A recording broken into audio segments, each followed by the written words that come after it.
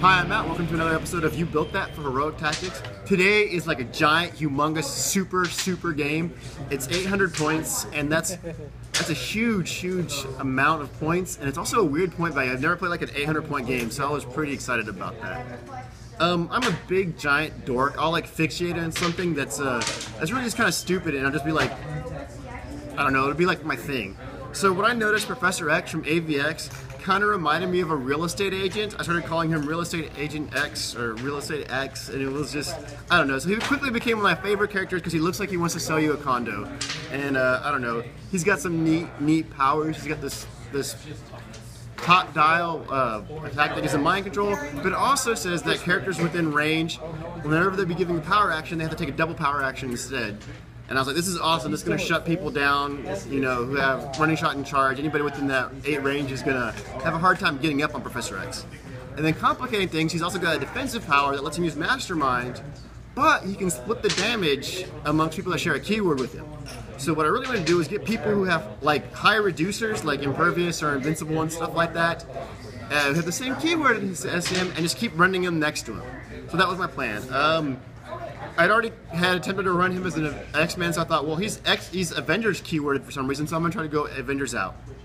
The first like compliment to that was the 150 point Iron Man common from Iron Man, and I picked him because one, he's really good for 150 points, but two, he has a shield team ability, which extends Professor X's range out to 9, which just thoroughly, like, it just extends that ability to mess with people's power actions. So I was totally doing right there. And then he's got Invincible, so if I can keep him next to Professor X, carry Professor X up, and then pair him with another producer, I can split 4 or 5 damage amongst people and be fine. Nobody will take it, it'll be all reduced.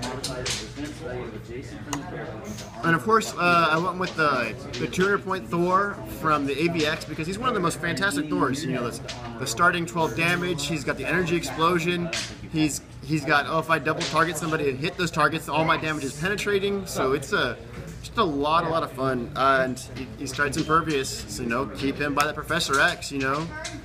Split that damage up, hit my Impervious, like no damage. I don't have a canon version of Miss Marvel, so I was using the Fear Itself one, and I'm just gonna be using her because she's pretty awesome for what it is. She's got the running shot, she's got the crazy blades that you can use for range attacks, and if you happen to roll a 1, 2, or 3, after action resolve, she does an additional 1 penetrating damage to that person. So it takes the sting out of like rolling low on something with reducers. So I think it's a lot of fun right there. And then later on she gets hypersonic, and then she's got that stop click. I didn't bring anything to revert to because, like I said, I don't have like any other Miss Marvels, but you know, one day I will. And it's that stop click gives me an extra, you know, stop and punch people action going on. And just because the points worked out perfectly to 800, I was using the Doctor Strange also for himself. For that stop click action that he's also got. And then he's got that prop control, which is a lot of fun. And again, sticking him next to Iron Man, I can increase my range so I can be propping stuff left and right. And he's got the special power that when I'm rolling a 1d6 and it's a 1 through 3, I can re-roll that once per turn.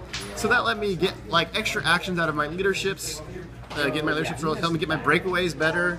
You know, helps me on the rare occasion I did Blades with Miss Marvel because she's got the starting 4, and it's really hard to say away no from a guaranteed 4 to go for, oh, I have a chance of getting a 5 or a 6, so but whatever, you know. So that's really helped me out.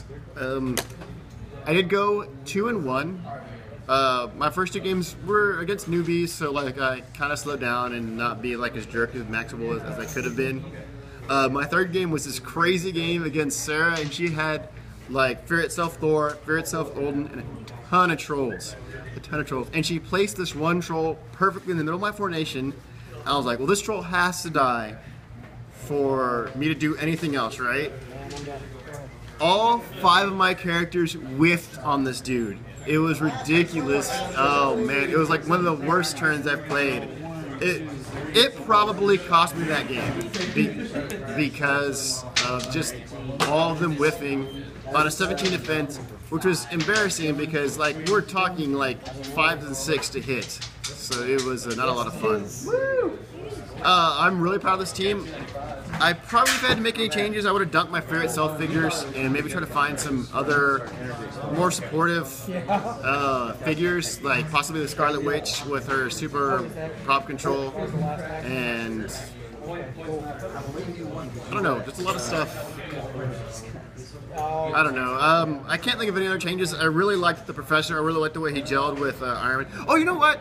I could have swapped out Doc Strange with the Captain America Black Widow duo because they also have the shield team ability, which would exchange his range to 10. That like smack dab in the middle would just totally, you know, give me control of the map. And then they have that stealth, and they're just a nasty, nasty little beast to deal with. So that could have been a lot of fun. Yeah, I don't know. As always, I'm interested to see what changes you would have made to my team or what teams you would have built in your situation. Please leave them in the comments below. Thank you for watching Heroic Tactics with another episode of You Built That with Matt.